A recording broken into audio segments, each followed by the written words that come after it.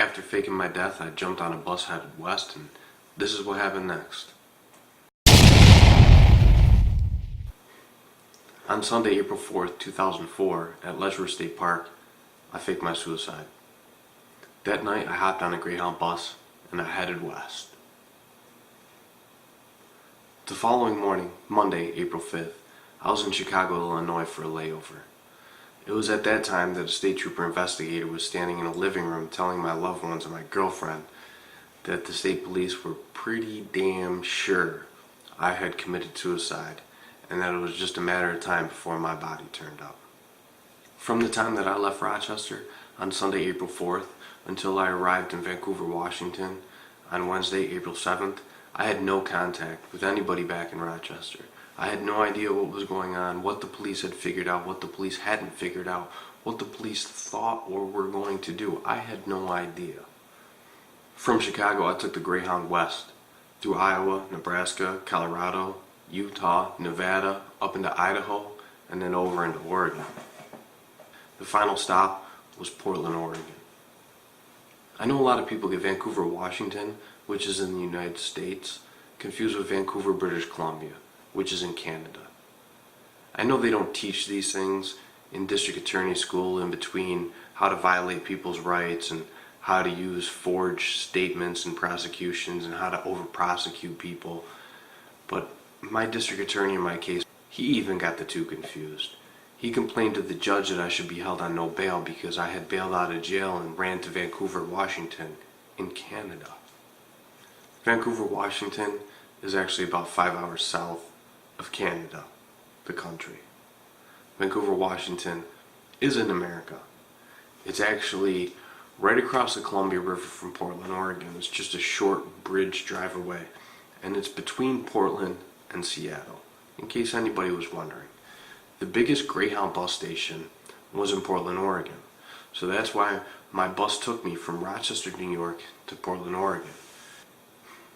Because I had no contact with anybody back in Rochester since the time that I had faked my death, I had no idea what the police had learned or figured out back in Rochester, which meant I had no idea what was waiting for me in Portland at the Greyhound station. I didn't know if there was going to be a SWAT team waiting for me when I got off the bus, if there was going to be cops dressed in plain clothes hiding in the crowds, if there was going to be federal agents, U.S. Marshals. I had no idea. So as the bus pulled into the station, I was nervous. I was a little bit relieved when the bus pulled up and I didn't see cop cars everywhere, or SWAT team vans. And I was even more relieved when I was able to walk off the bus without anybody tackling me, or flashing a badge in my face, or being handcuffed.